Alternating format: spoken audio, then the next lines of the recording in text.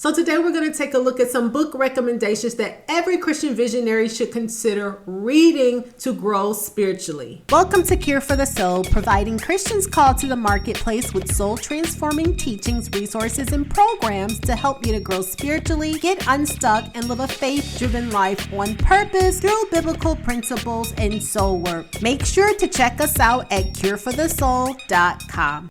And I'm Latanya Quinn, the Soul Coach. I help Christians create purpose-driven ventures in 90 days. We do this through biblical principles, purpose and vision discovery, goal setting, and planning. So if this is your type of content, please stick around. So today we're going to take a look at some book recommendations that every Christian visionary should consider reading to grow. First up is the Holy Bible. The Holy Bible, God's infallible word, okay? All believers should know this. 2 Peter 1:3 tells us this. His divine power has given us everything required for life and godliness through the knowledge of Him who called us by His own glory and goodness. And we know that Hebrews 4:12 tells us that the word of God is quick and powerful than any two-edged sword because it's living and it's active, right? It pierces even to the dividing asunder of the soul and spirit and of the joints and marrow, and is a discerner of the thoughts and intents of the heart. So, the Holy Bible, if we have no other book, even if we have 1,000,000 books, this should always be the first book that you grab every single morning. After you do your prayer, this is the book that you should be grabbing for anything pertaining to your life, your business, whatever area of life that you are dealing with, depression, financial issues, marital issues, life issues, whatever it is. This is the primary resource that I will highly recommend. And I love reading, but this is the book that's going to always get the crown because it's the book that's the most sold from the years it's been in print. It's the highest selling book. It's always been sold. And you know, as believers, the way they make Bibles now, we just go ahead and grab us a new one or one that can just, go around with us to different places, or sometimes we want to read a different translation when we're studying. So make sure that you get your Bible in front of you every day, God willing. Number 2 would be the B Commentary series. These books by Warren Robershey, I don't know if I'm pronouncing his name correctly, but these books have really stepped up my game. I know that we want to study the Bible, and a lot of times we may not have all the tools and we don't always want to run right to commentary. But normally after I read a book in the Bible a couple of times and maybe do my own type of studying in some sort of way, or if I don't have time to actually study the book, I will grab these commentaries. A lot of times you can find these on Kindle, sometimes for $1, and you don't always have to pay regular price because they go on sale for so long. But these B series books, he has commentary books, not just a commentary, one big commentary, but they're commentary books for, I want to say, just about all of the 66 books of the Bible. So if they're not all 66, it's very close to having the 66. And these books right here have changed my life. So when I was studying Joshua, which I love that book, let's just read an excerpt from Joshua 7. As by faith we claim our inheritance in Christ, we experience peaks of victory and valleys of discouragement. Discouragement isn't inevitable in the Christian life, but we must remember that we can't have mountains without valleys. Number 3, Systematic Theology by Grudem. This is the second edition. The first one was very popular. A lot of people that are into theology that really want to learn have this book. I got this one from christianbook.com. As you know, a lot of their books go on sale. They have a lot of curriculum and academic books when school starts. So a lot of times you can find really good prices in their catalog or on their website when you want to look for good books. I highly recommend this one.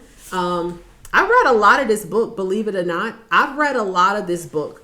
It's really good. This is a book that I was using to just kind of sit for 2 to 3 hours, just kind of in a zone, just going through and studying and writing notes on this particular book. Some of it I have reread, but as you can see, even here, I have tabs in here for passages that I have read. I've marked up quite a bit.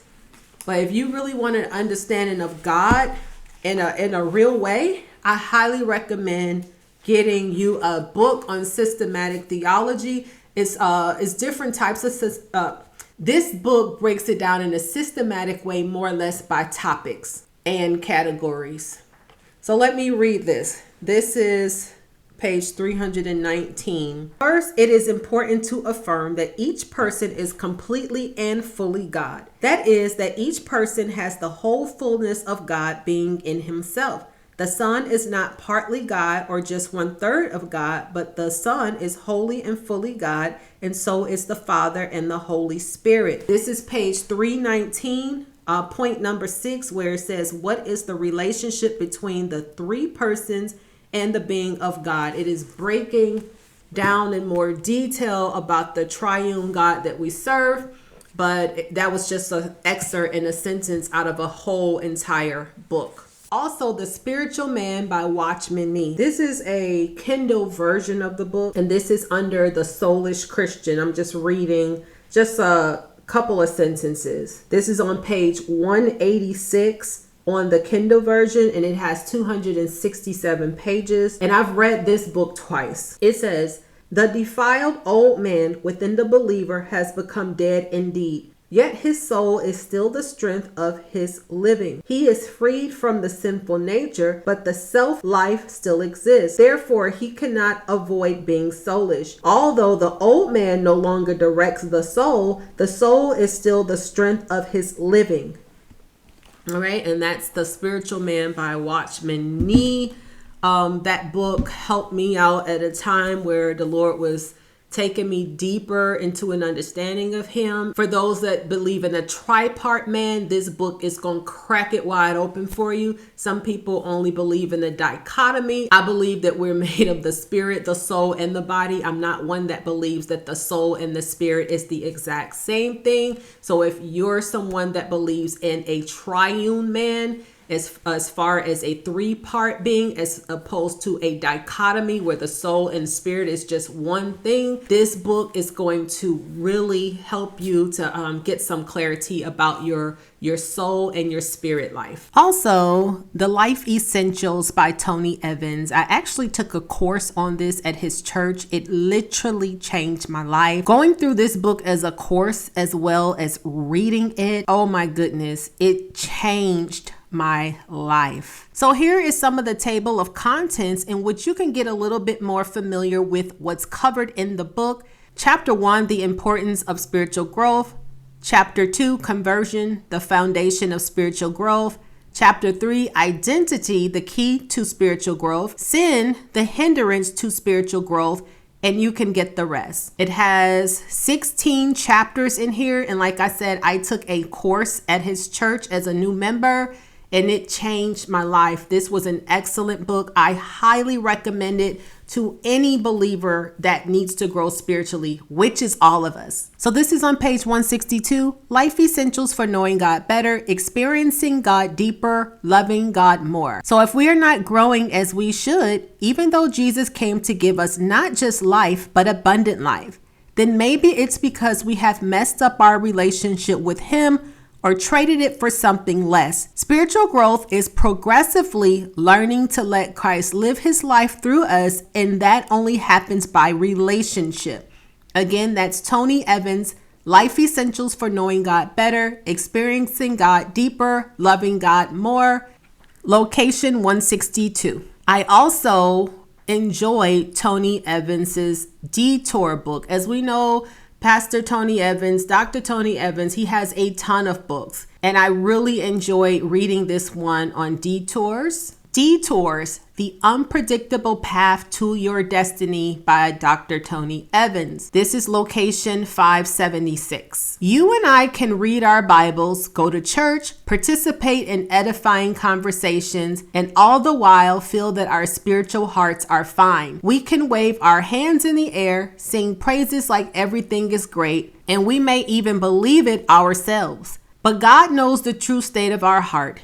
and he will often allow a test to reveal an accurate diagnosis, not necessarily for his benefit though, but for ours. He wants us to know the truth about ourselves, the good, the bad, and the ugly, because growth can only occur in a spirit of honesty. Again, that is Detours by Dr. Tony Evans or Pastor Tony Evans, The Unpredictable Path to Your Destiny. Speaking of the path to your destiny, welcome to the all-new cureforthesoul.com. We have moved Cure for the Soul Ministries to cureforthesoul.org, and cureforthesoul.com is strictly for Christian visionaries called to the marketplace. Right here, I'd like to invite 5 people to book a strategy call with me. If you're looking to clarify your purpose, discover your purpose, and create a purpose-driven venture that involves your gifts, your talent, your skills, and most of all, your testimony,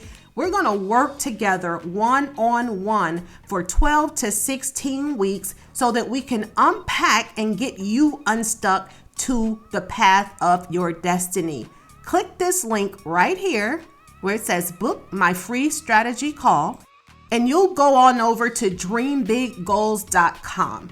Here you will get the information on the program that I'm providing one-on-one for Christian visionaries that are serious about walking the path that God created them to walk in life and business. Details for the program are listed here, along with frequently asked questions. Once you decide that this is something that you're going to want free information about, simply just book the date and time that you're available, and this menu will pop up to the left. Please read the instructions before booking. You will fill out the questionnaire here, and it will automatically send you a Zoom link once you fill out the questionnaire. The link is below.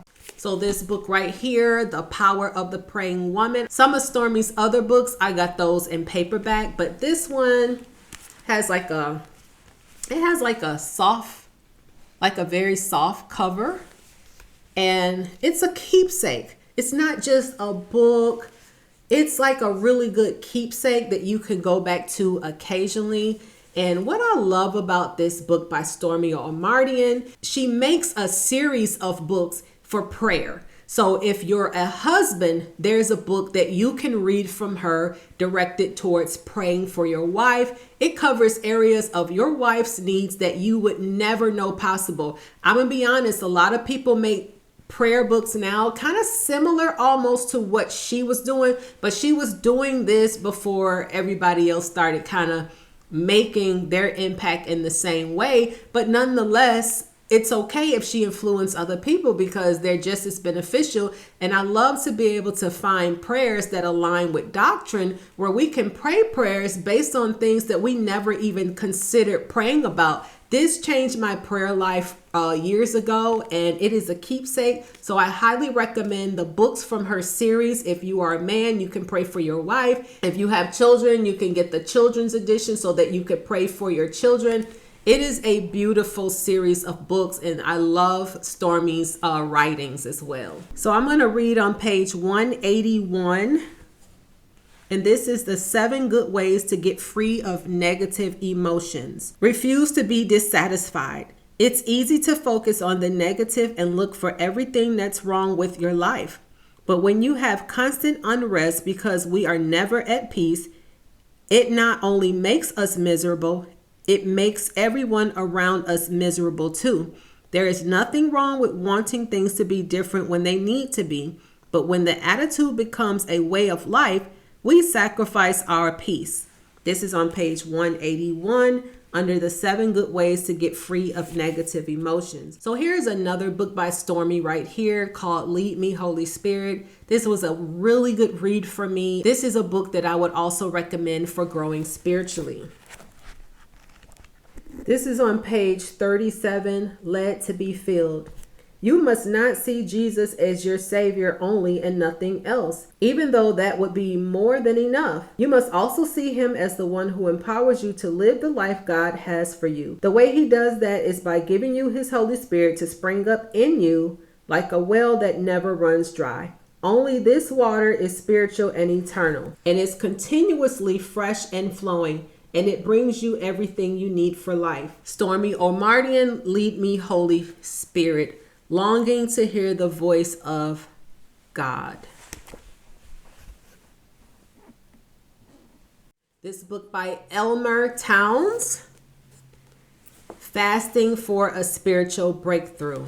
Fasting is a superpower for prayer, okay? So here it breaks down the different fasts that we saw in the Bible. And I've read this book a couple of times, and sometimes when I'm fasting, I'll go back to it and reference it. And when I'm reading it, it also gives me motivation to continue fasting. A lot of times when I am fasting, I make sure that I keep some type of fasting material around, videos or books or things that I can read that are going to keep me motivated in my fast.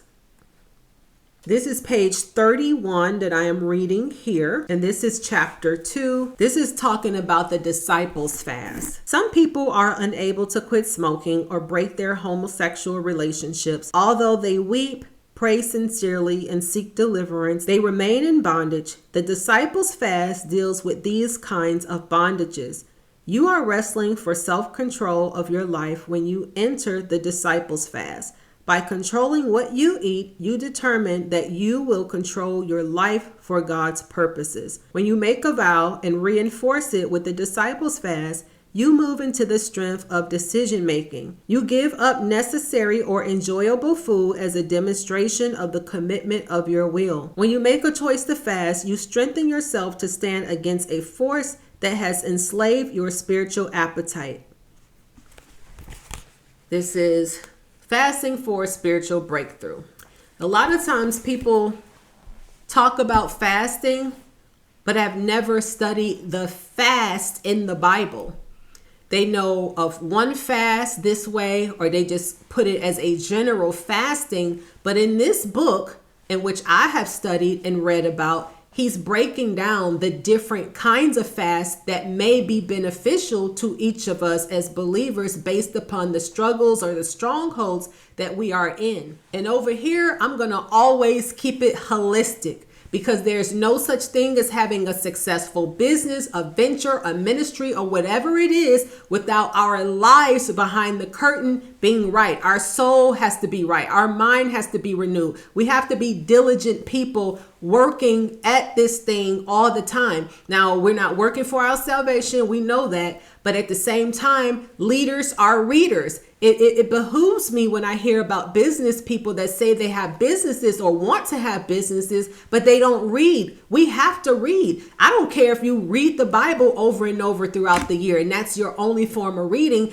if we're reading magazine articles. But we have to read in order to grow spiritually. The Lord gives Christian people to help us to grow spiritually through writing. We're not saying that it's all led like the Bible, how they wrote the Bible, of course, but even if you're watching my YouTube video, I'm someone that got put into position to be able to use what I know from the Bible to help you all. And I know a lot of this from being able to seek God, seek his face, dedicate and sacrifice in so many ways, and do a lot of reading and sitting at his feet and reading a ton of books to be able to get this information to you. So I encourage you, if you are leaders, we have to put reading in our schedule. I don't mean 30 minutes here and there. We have to consume reading. As you can see, I'm passionate about this reading thing. I'm going to say this too. There are too many of us that call ourselves Christians that have never read the Bible. I don't mean picking it up and reading here and there. I mean reading it from the start to end at one point, meaning it's one goal. I don't care if you do it in 6 months, within a year. Jews were not able to go around not knowing what the Torah said, the law said. They had to recite it word for word. They learned it by memory. And we are so much in a state of spiritual lack when we do not read our Bible. Now, I will say this just to encourage you, definitely not to boast, but obviously I've read my Bible when you can say it multiple times. You can say probably at least I've read the whole Bible, probably at least You could say 15 times in that sense of saying that you're constantly reading it over and over and over, possibly more. I don't know. I haven't done the number. But when I say that I have done it from cover to cover, just in one goal, not to spread it out and break it up here and there and read in sections and chapters at a time. I'm talking about reading the Bible straight through from cover to cover. I've done that 5 times. That's not even a lot because I've been a believer for long enough to have read the Bible possibly at least 3 or 4 times that amount. So I'm going to encourage you to make sure before you start dipping off and grabbing books, if you have not read your entire Bible from cover to cover, I'm going to encourage you to do that. I don't care what you say about me. I don't care what you got to say and you're going to click off this video. Every believer needs to know holistically what's in that Bible, not just in bits and pieces, but from cover to cover. So I'm going to encourage you to do that. So also Rightly Dividing the Word by Clarence Larkin. This was a gift from my dad, George, and this book is awesome. I didn't know how good this book was because for a while I only read it in bits and pieces. And until I really started to grow and need more understanding with the teaching and just going more in depth with the gospel and the word of God, this book has been a great resource. Now, I don't have any of his other books, but I do want to get some of his other books. And The Mysteries of Godliness and Iniquity. Wait a minute. So this is on page 118. If Jesus was born as other human beings are born, he would not only have been a sinner, he would have been subject to death. But death had no claim on him. He voluntarily surrendered his life on the cross and could not be holden to death, but rose of his own power from the grave. When Jesus at the age of 12 said to his mother, "Wist we not that I must be about my Father's business?" was there not an allusion to his virgin birth, implying that God, not Joseph, was his father? Rightly Dividing the Word by Clarence Larkin. My friend Tamika bought me this book. This is a really good book for spiritual growth, spiritual discipline right here. Richard J. Foster, The Celebration of Discipline.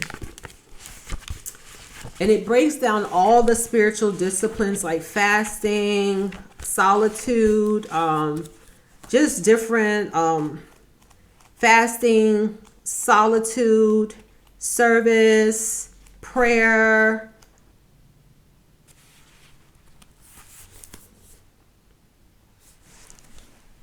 Okay, so this is page 26, Inward Disciplines Meditation, page 26. It is impossible to learn how to meditate from a book. We learn to meditate by meditating. Simple suggestions at the right time, however, can make an immense difference. The practical hints and meditation exercises on the following pages are given in the hope that they may help in the actual practice of meditation. They are not laws, nor are they intended to confine you. Is there a proper time for meditation? This is talking about biblical meditation. Is there a proper time for meditation when a certain proficiency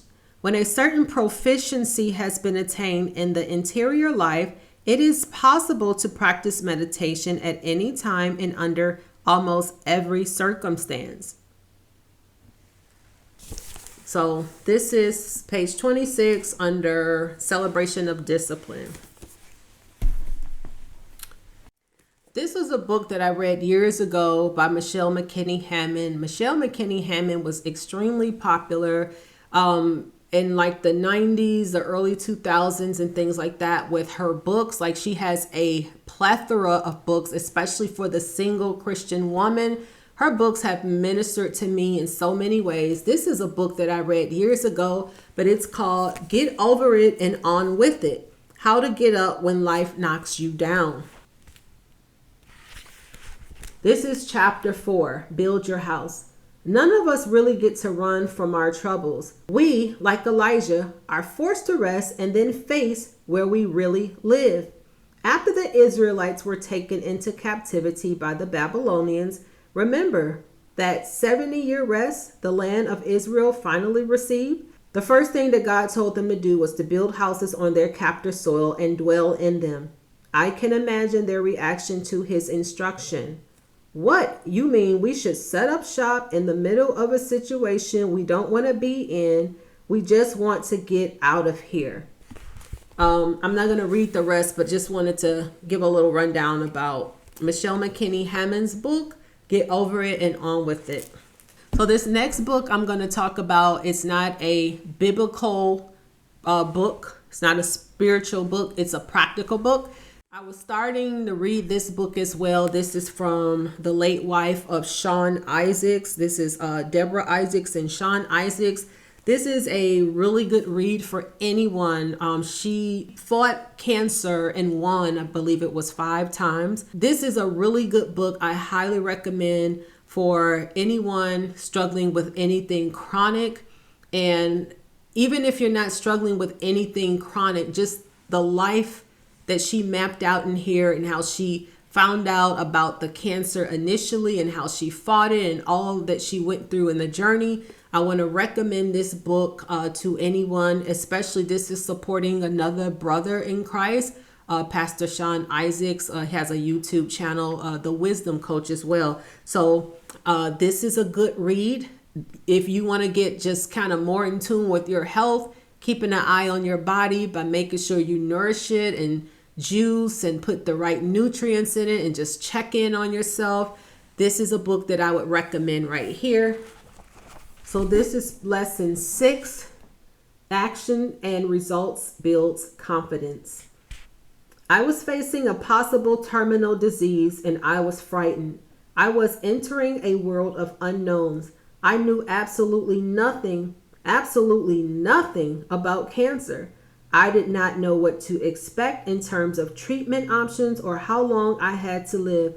How serious was this? Was it contained to just my breast cancer? Was it contained to just my breast? One thing I knew for certain was that I would not be treated in the Bahamas. So we made plans for me to fly out to stay with my mother who lived in New York City. I wanted to be treated at one of the top renowned cancer research and treatment centers in the world, Sloan Kettering Memorial Hospital. This is page 44, lesson 6, Action and Results Builds Confidence. Right here. This book by Joyce Meyer, The Battlefield of the Mind, helped me at a time when I needed a lifeline. Yes, I know the word. Yes, I was reading the Bible, but just practical understanding of breaking down what was going on with my struggle with depression and things that I was going through, realizing that how intense the battle was in my mind, how much warfare goes on in the mind of the believer, and if we don't attack those things with the word of God and recognize the thoughts that are trying to permeate and penetrate our thoughts and our minds, we're just going to be victims to whatever comes our way. So this was a good book for me. Even some of them I had paper clipped. I've read this book at least twice, 2 to 3 times, I believe. This is chapter 14, page 149. Passivity is the opposite of activity. It is a dangerous problem because the word of God clearly teaches that we must be alert, cautious, and active in 1 Peter 5 and 8, that we are to fan the flame according to 2 Timothy 1 and 6. I have read various definitions of the word passivity, and I describe it as a lack of feeling, a lack of desire, general apathy, lukewarmness, and laziness. Evil spirits are behind passivity. The devil knows that inactivity, failure to exercise the will spell the believer's ultimate defeat. As long as a person is moving against the devil by using his will to resist him, the enemy will not win the war. However, if he enters into a state of passivity, he is in serious trouble. So many believers are emotionally rude that an absence of feeling is all that is needed to stop them from doing what they have been taught to do. They praise if they feel like it, give if they feel like it, keep their word if they feel like it, and if they don't feel like it, they don't. So that's chapter 14, page 149. I don't know if there's a newer edition of this book or anything, but That's The Battlefield of the Mind by Joyce Meyer. So these books I'm about to share are not spiritual, biblically based books, but we are business owners, creatives, entrepreneurs, readers, visionaries. So I'm going to recommend a couple books that are not spiritual growth related books, but they are growth related books that you can find biblical principles in for life and business. Okay. This book by one of the authors of Chicken Soup for the Soul, Jack Canfield. Now, these books I'm not going to recommend. You don't have to read these books. I know some people only are here for spiritual growth books, but when you understand principles and you just enjoy reading anything that's going to help improve what you know or just confirm what you know, this book was really awesome. It's a big read, and I've read this one twice because I've had to go back to it and through it to highlight notes and just different things that I liked about it. And it's about success, just consistency, making excuses, being more disciplined, things like that I really liked about this book. Oh, and it talks about goal setting. Look what I found in here. An old brochure for my ministry, Latanya Quinn Ministries.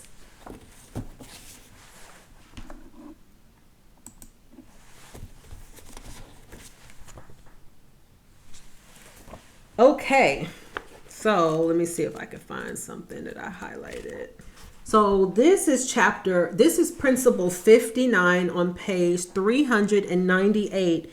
It says, spending too much time can wreak havoc with your financial goals.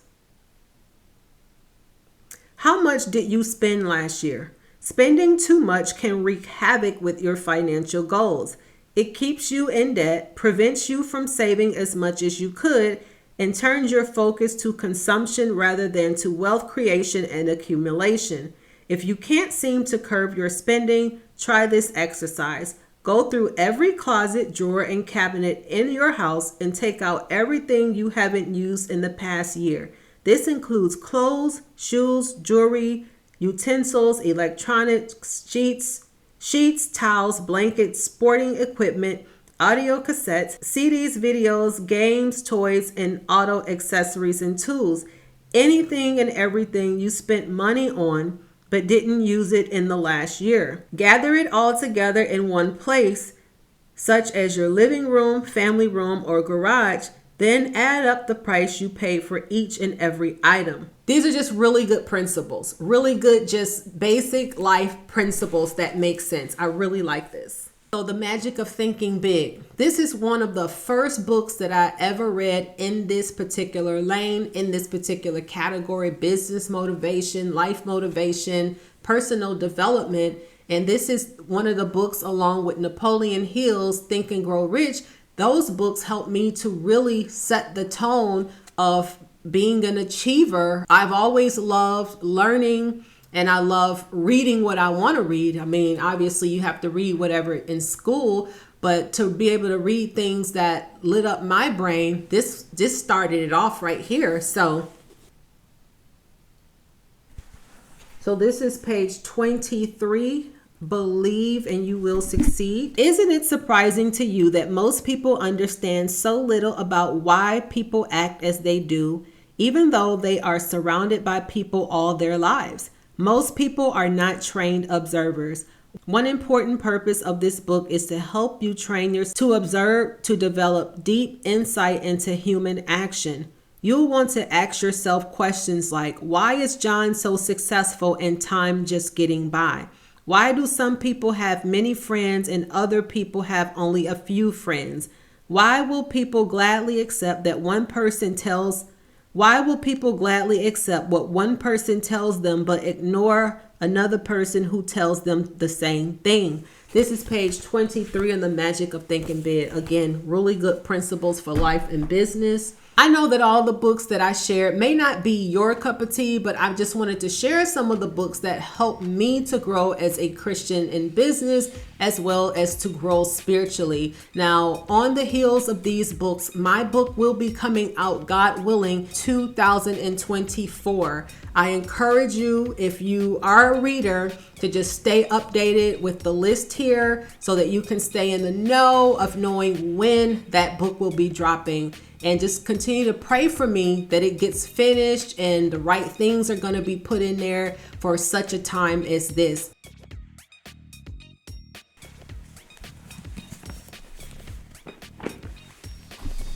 First, 2 Peter. Let's see, 2 Peter.